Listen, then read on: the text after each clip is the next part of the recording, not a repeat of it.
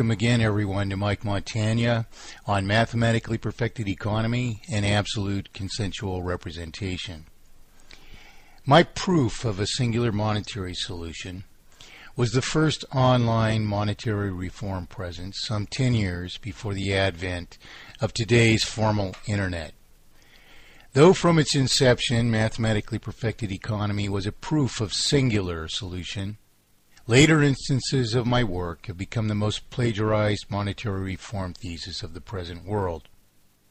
My original thesis and proof that any purported economy subject to interest inevitably terminates itself under terminal sums of insoluble debt is now broadly accepted and even commercially imitated across the world.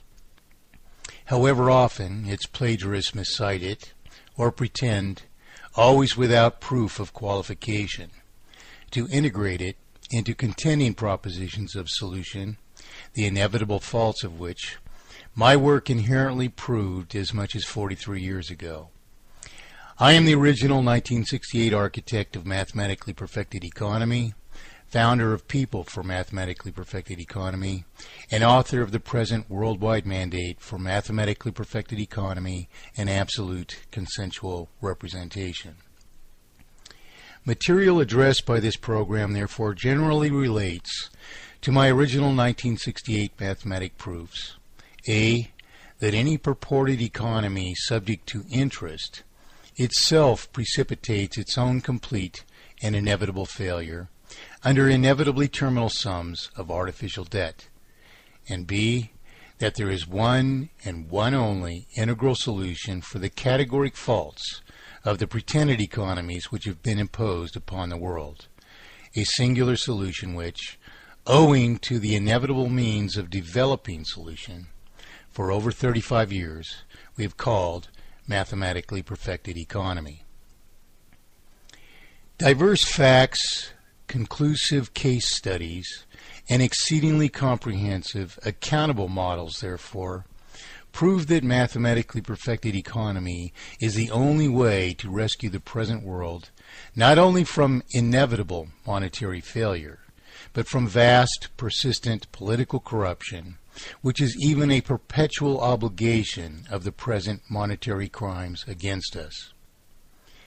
Furthermore, then, owing to the inevitable failure which the work before us accurately projected from breach of principle so long ago, hardly will we be able to solve any of the world's further problems in necessarily timely manners unless we adopt mathematically perfected economy immediately.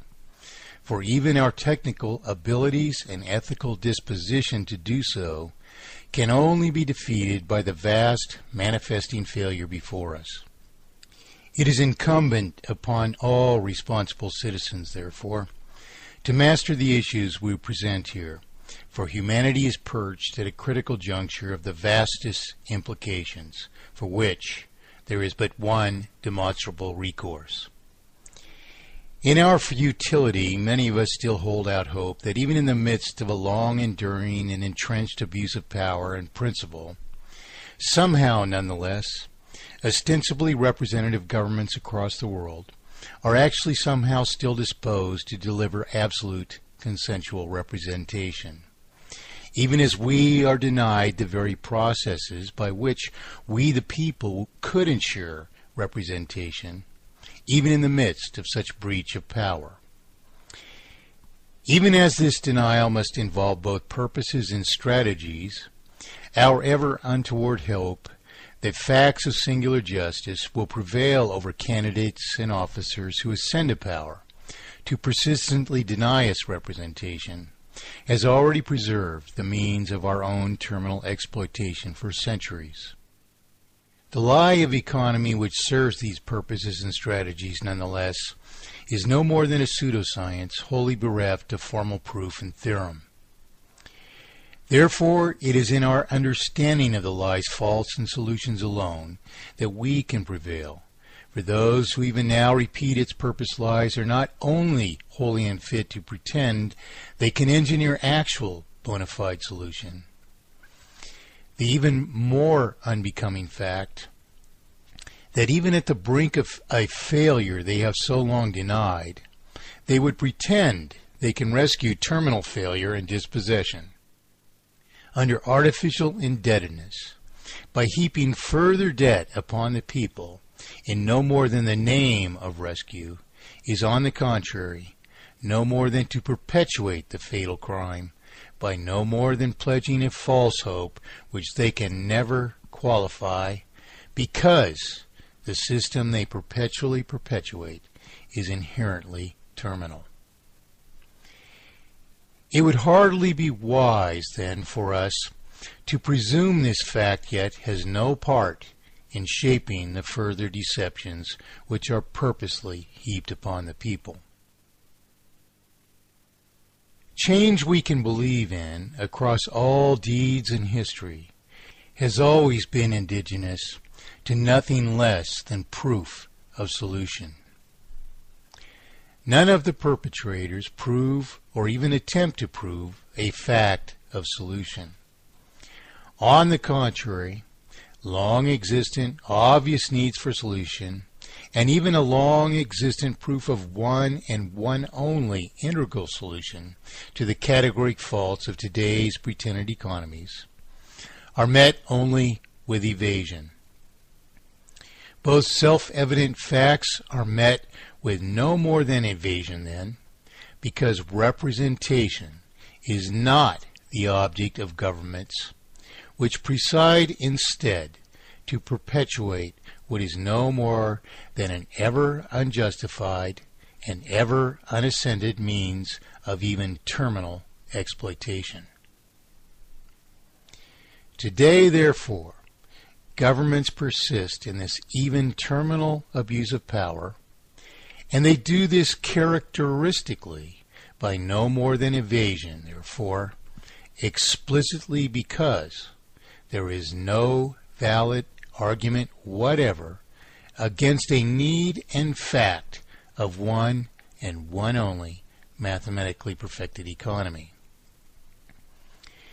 Thus, in the obligatory diligence of exploring the potential facts of either dutiful service or intentional abuse of the people, over 40-odd years of advocating a fact of inevitable failure and singular solution, every United States president, since and including Gerald Ford, has been presented my original proof of one and one only monetary solution in mathematically perfected economy as a singular, immediate, and even virtually costless solution for the categoric faults of the inherently terminal systems of exploitation which have been imposed upon us. And so, we must account for this plausible and evident disposition to perpetuate the terminal escalation of injustices, which are incumbent to the present lie of economy, if we, the people, are ever to secure actual justice. What, for instance, is the actual, just, and even inherently beneficial nature of a promissory obligation? Only by understanding and abiding by the facts and principles of natural, unexploited promissory obligations can we prosper to the extents we can and deserve. Only by understanding and abiding by the facts and principles of natural, unexploited promissory obligations, in fact, is true free enterprise or just reward even possible.